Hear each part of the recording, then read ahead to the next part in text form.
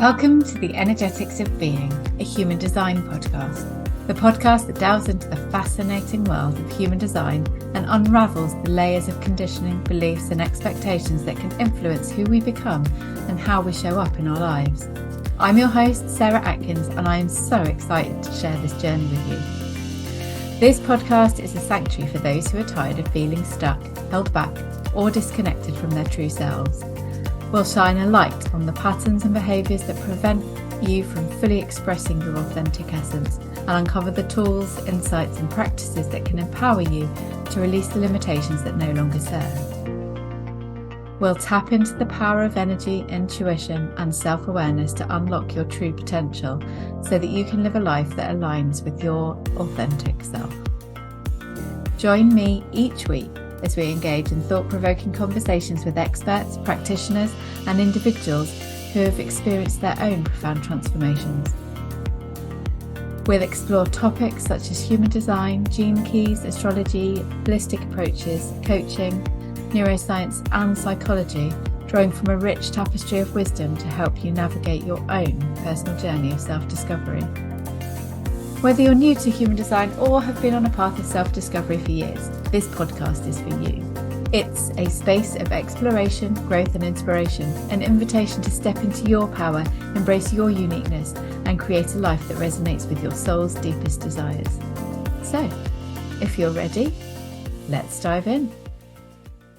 Hello my loves and welcome to episode 2 of the Energetics of Being Human Design podcast. And today I thought I would just dive in a little bit about my own human design and how it has kind of impacted me to sort of understanding my chart. And it's really interesting actually, because I'm coming into this episode straight off of the back of doing a guest expert slot at the Bath and North East Somerset business show down at Bath University, where I was a guest expert on neurodiversity. And one of the things that always comes up when we're talking about neurodivergence, we're sort of helping employers understand and managers how to understand their neurodivergent employees, it always comes down to individuality. There isn't a one-size-fits-all approach when you're dealing with a neurodivergent profile, mainly because, and I don't want to get into the details on this particular episode, but there are lots of different nuances, even within a neurodivergent profile. And that's one of the reasons we use neurodivergent as a term, because it's an umbrella term. And it doesn't go into like, oh, that person's autistic or that person's ADHD, because we are made up of lots of different things. And quite often, especially in the work that I do with my neurodivergent clients, it's not as straightforward as just somebody being dyslexic or somebody being autistic. There's quite a lot of other things that go on, and a lot of these neurodivergent conditions can be comorbid, or they may experience some of these many different symptoms. And certainly when we went through the diagnosis with my eldest son, they said there's not one particular thing. There's lots of different aspects and elements that kind of go together to create his neurodivergent profile. And the same can be said with human design. So, and I think I mentioned this before, like human design is not meant to be a limiting thing. It was never meant to be that. That's why it draws from so many different modalities, because it isn't a one-size-fits-all approach.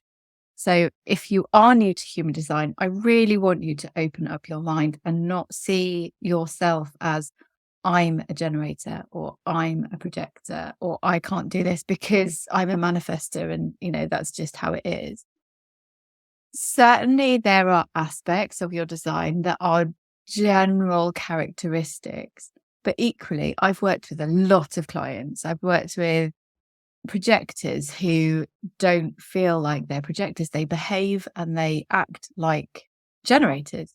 Equally, I've worked with generators who are utterly convinced that they're manifesting generators, which is fine. Just because I tell that person that actually this is what they were designed to be, there are so many different elements within your chart that enable you to access energy, and one generator is not the same as another generator. So please don't think that it is about labeling. It's not about labeling. It's not about putting you inside a box that you can only do these certain things. What it is a conversation opener. It's a place to explore. It's a place to kind of understand all those little quirks and those nuances, and maybe give a bit of reasoning as to behind the why you do what you do, or why you think the way you do, or why you have tendencies towards a certain thing. But again, the same can be said for life experience. There may be, I've certainly worked with a client in particular who had a defined throat center. So in theory, they are consistent in their voice because that's what their chart says. However, we did a lot of work around actually they don't speak up. They don't necessarily share everything that they want to say because they fear there's other things going on with them from their past experiences. They've been closed down. They've had these experiences that have then made them feel unsafe about expressing that energy. So going sort of on like my own chart and why human design was never meant to be part of my business plan. It just wasn't. It wasn't even a thing when I started. But why has it become part of my business plan now? The main reason is because how many kind of aha moments I had through how I do my business. And I realized that actually there is some real power in this. There's power in knowledge. There are some bits of my chart that I feel massively uncomfortable with, and I don't resonate with some of them. And I think that's okay. With any of these kind of modalities, you need to have a light touch. You need to have an open mind. You need to be willing to ask the questions. And if you don't resonate with something, maybe explore why. Because in that very thing, there's some learning. There's some, not necessarily like, oh, this is wrong and I don't agree with it. I don't mean that. What I mean is, okay, I don't resonate with that, but maybe why? Why do I not connect with that particular aspect? I have to say, from my own point of view, there was more that I probably connected with than not. And it's interesting because actually a lot of my channels and gates are unconscious. And those are the bits that actually, weirdly, I received the information much better in a much more positive way, because I think there was a part of me that kind of knew this inner knowing. It's like, oh no, I do know that about myself, but I don't use it. I consciously prevent myself feeling that way or doing that way or acting in that way. So I started digging into that, which was quite interesting, sort of with my own chart. So I just share some of the sort of top line bits about my chart and my human design. So first of all, I am a generator type. In quantum human design terms, that is an alchemist. And one of the key things around that was that I discovered the strategy for generator types is to respond. And I was like, oh, okay. Because I've gone through my entire life being told I can make things happen. And there is a weird element to me that when I put my mind to something, I 100% will follow through and I will make things happen. However, when I started digging into it and I was like, okay, well, I don't actually make all things happen. So I then started exploring the things that when things have worked out, what's different? When things haven't worked out, like what's the energetics behind that? Did I have any inkling? Did I know that that was going to happen? And am I more selective about where I apply my energy? So I started exploring and delving into that, which was really interesting for me. And when I just sort of started digging into my human design, I was relatively new into business. I'd only been in it for about a year, probably full time. And I was so frustrated because I was doing all of the things I'd signed up to a couple of programs, turned out to be a massive waste of money because when I say a massive waste, they were a massive waste of money for me because their strategies, their ways of doing things, absolutely probably worked for them. But I didn't quite know myself well enough to realize that they weren't going to work for me. And I guess that's where I'm coming from, in the fact that I was searching for the perfect plan, the perfect way to do things, perfect strategy, because as an entrepreneur, I was very new into the world. I didn't really fully trust myself. I didn't really trust that I knew how to do things, or like I felt really out of my comfort zone. So this plays out in particular because I have an undefined or open crown center, open and undefined ajna center. So I have no activations here at all. And I have an open and undefined root center. So all of these things mean that when I'm out of my comfort zone, I reach out to other people. I reach out to other energy fields. I look for inspiration. However, I can go too far and I can get sucked into this analysis paralysis, and I forget to draw a line or draw a boundary. And I take in so much information, I end up being overwhelmed. And then I don't know where to start. And I search for answers outside of myself. So that's when I would sign up for a program, because I would have done all the research. I've got overwhelmed by it, not know which way to go, see somebody who's clearly smashing it, like a business mentor or a business coach, think, oh, well, they've obviously got the answers. And then I would put all my trust in them. And then I would get frustrated because it didn't work for me. Now, this isn't to say that group programs aren't great. I think they are. But I do think there needs to be an element of autonomy. There needs to be an element, almost like a pick and mix kind of aspect to them, where, again, holding their strategies with a light touch. And I guess maybe this is my inner teacher coming out. Differentiation, adapting those methods, looking for alternatives. But because I was new into this kind of industry, and the people that I was putting my faith in and trying to learn from, they just had one method and they just had one way because that was the way that that worked for them. They hadn't taken into account or hadn't even considered what else might work for other people.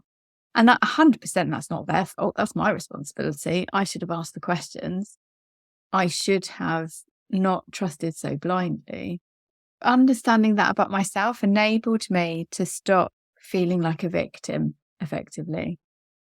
Feeling like I was being taken advantage of, because it's very easy. I mean, in coaching transactional analysis, we have this tool called the drama triangle. And I had very much fallen into that kind of victim mode, like, woe is me, it's not working for me. And I wasn't blaming them, I was blaming myself. I was beating myself with a massive self-deprecating stick of, why can't you do that? You're so useless. It works for everybody else. And it's interesting, isn't it? Because in a group program, and I had this conversation recently, I do like a group program. However, it comes with a caveat, because if it's too big or too busy with too many people and too much going on, then I get overwhelmed. And when I get overwhelmed, I retreat. When I see other people doing so well, I feel left behind. I don't necessarily use that as a motivating factor. It actually stops me from making progress. Whereas if I feel like I'm being nurtured and I'm managing to keep up with everybody, I'm much more likely to follow through. Which is funny because, again, that comes up in my human design. I have an undefined root center. So I can achieve loads of things, but I don't necessarily have that internal go, go, go, push, push, push. I don't have that necessarily. And I can very easily get swept up in the current with everybody else. However, I have so much openness in my chart, even as a generator type, I can't sustain it. So if everybody is kind of racing on at 100 miles an hour and I get too far behind, I will just drop off. I'll drop off a cliff. So again, one of these things, there was another thing that I kind of learned about myself. So I started being a bit more selective about what was worth my time, what I knew would work for me. And I spent a long time actually stepping out of programs and learning and going inwards, reflecting on where I'm at, where are my gaps, what do I need? And so those were areas where I struggled with my inconsistency. So crown, ajna, root center, which leads me on to the things that I can rely on, which is my G center. I have a defined G center. It's my center of gravity. It's my personality. It's the core of who I am. I'm very consistent. I know who I am. I know where I'm headed 99% of the time.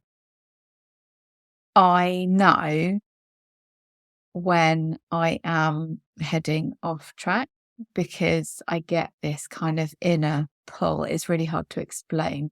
Those of you that do have a defined G center or self center will kind of recognize it in yourself. Things will start feeling a bit anxious and a bit like something doesn't feel right, but you can't quite put your finger on it.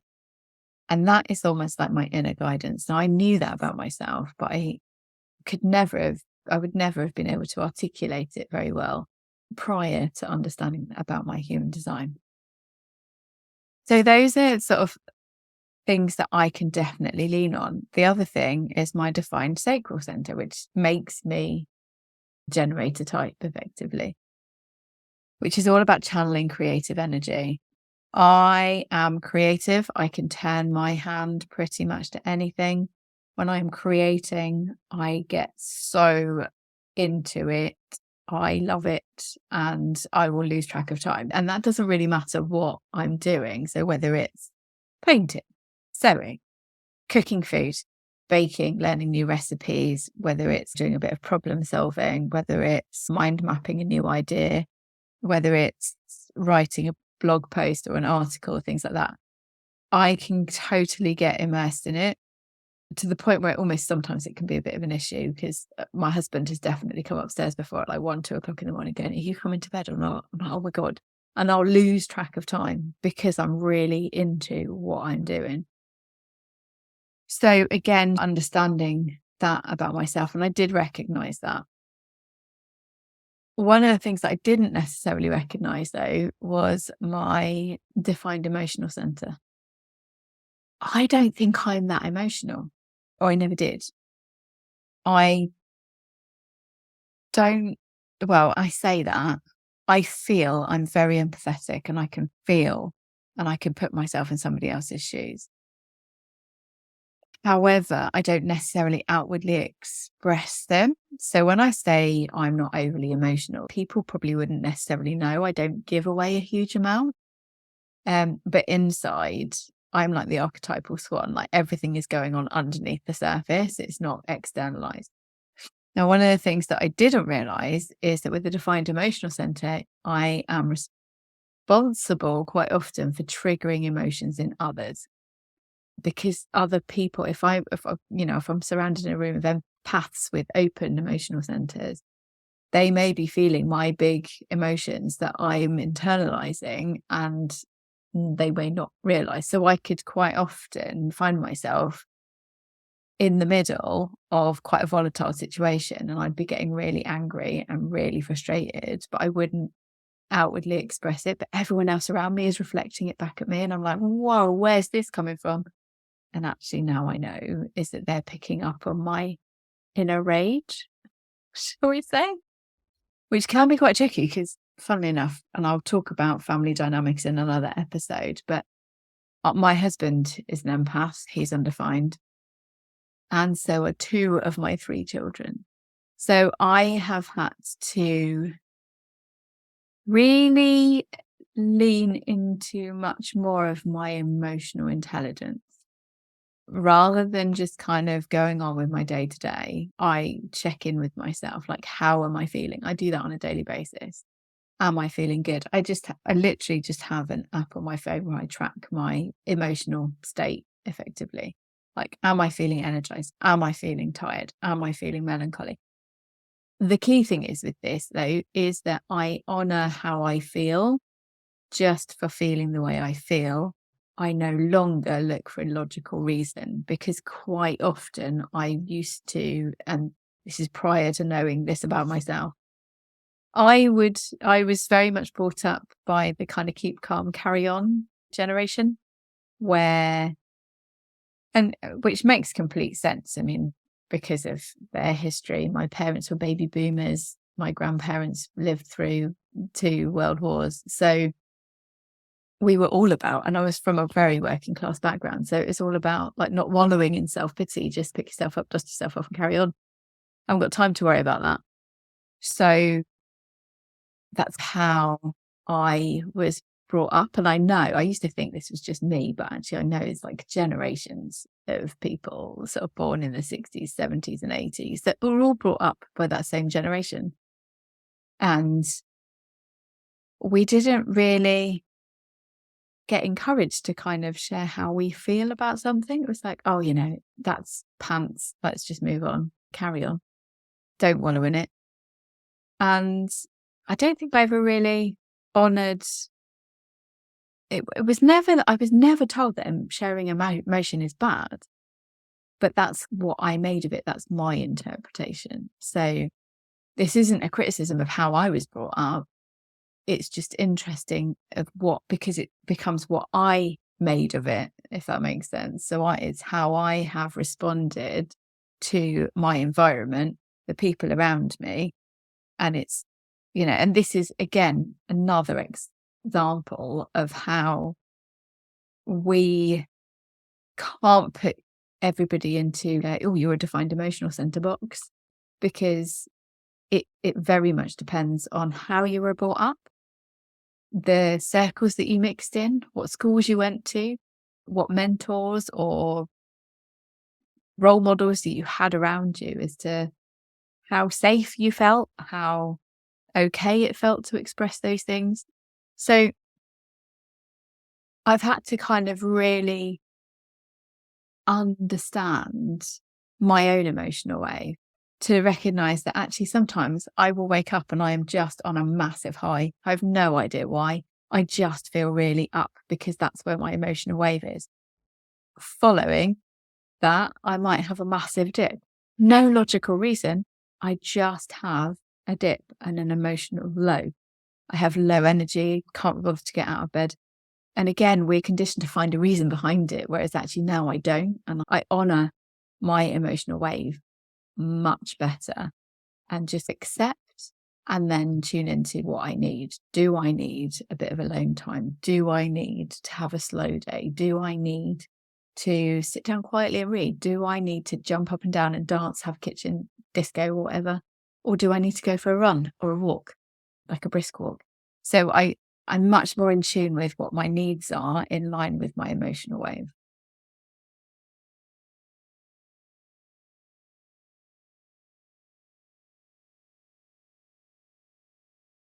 So all of these things kind of feed into how I started showing up differently in work or in my business, because as a coach, I have to hold space for my clients. And one of the things that I started noticing, especially with the emotional center, is that quite a lot of my clients would get quite emotional in our sessions, even though they hadn't felt necessarily emotional to start off with.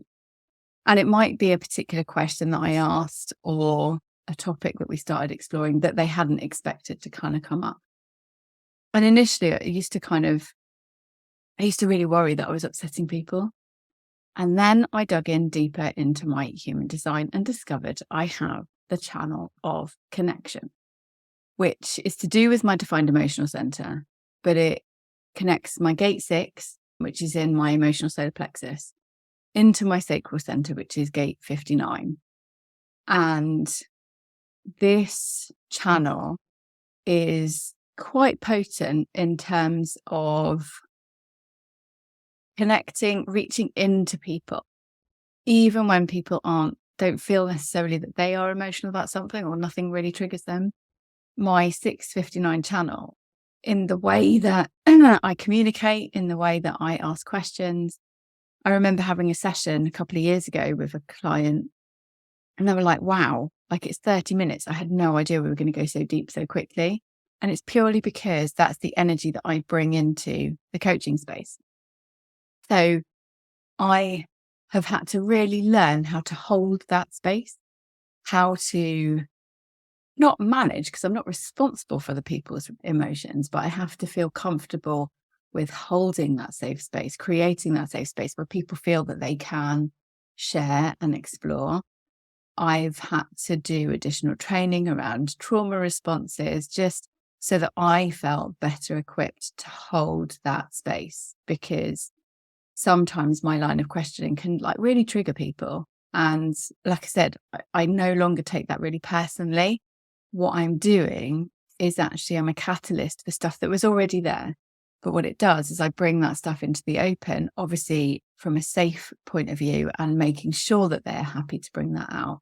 And then when I do, that's one of the reasons my coaching style can be so transformational, really, I suppose, because we get to the nub of what's really going on. Like we find out the thing behind the thing. And I now see that as like one of my coaching superpowers, which I didn't really know how to use before digging into my human design, sort of really exploring that. The other aspect of this connection channel is that it's one of what we would call one of the, it's a bit of a, how do I call it? It's about making deep connections with, it's a fertile channel, I suppose. So it's like a creation channel, if you think about that, because of its connection to the sacral center. So whilst I am not here to make things happen, I can like respond in a generator way. What I can do is I bring that creative energy. I am a natural co-creator, not necessarily meant to create on my own. I'm great as part of a team. And in that partnership, like working with my clients, I co-create, I partner with them. So some people love working with me. Other people really don't like what I end up catalyzing in that space. And again, I've had to really kind of come to terms with that. I'm not for everybody, and that's okay. And that was one of the things that I really struggled with the most, I think, because I have a lot of attachment, a lot of personal attachment into like, I want to be liked. I don't want people to not like me.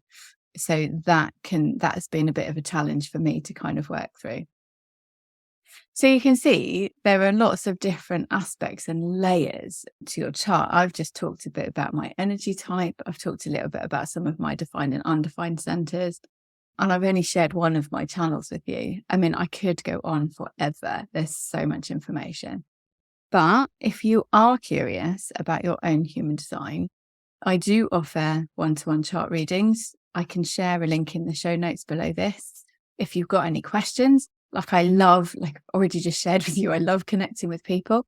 Please do just drop me an email, or you can find me on social media on Instagram or Facebook. I'd also love to invite you, if you want more of these kind of conversations, come and join my Facebook group, The Energetics of Being. And we can carry on the conversation in there. So feel free to ask any questions. Again, I'll share in the show notes below this how you can join my Facebook group. It is free. It's where I hang out. It's where you can ask questions about all things human design. So yeah, I'd love to see you there. Take care, and I'll see you again next time. Thank you for joining me on this episode of The Energetics of Being. I hope you found our exploration today both insightful and inspiring. And if you resonated with what you heard today, I invite you to subscribe, rate and review this podcast on your preferred platform, whatever that might be. Your feedback is really invaluable, and it helps us to reach even more listeners on their own journey of self-discovery. And remember, the conversation doesn't have to end here. You can connect with me on social media. I'm on Instagram under the handle @sarah.m.atkins,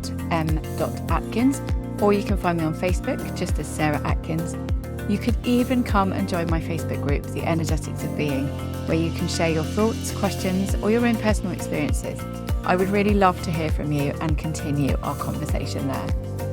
I am on a personal mission to bring you thought-provoking conversations and practical insights to help you break free from the conditioning that holds you back, allowing your true self to shine brilliantly. And as we close out this episode, take a moment to reflect on what you've learned today. How can you apply these insights to your own life? What steps can you take to further align with your own authentic self? Thank you again for listening. I really do appreciate you choosing to spend some time with me. And until next time, remember that you are a unique, once-in-a-lifetime expression of the universe. Embrace your individuality, trust your inner wisdom, and keep shining your light brightly. Take care, and we'll catch you in the next episode of The Energetics of Being. Stay curious, stay authentic, and stay true to you.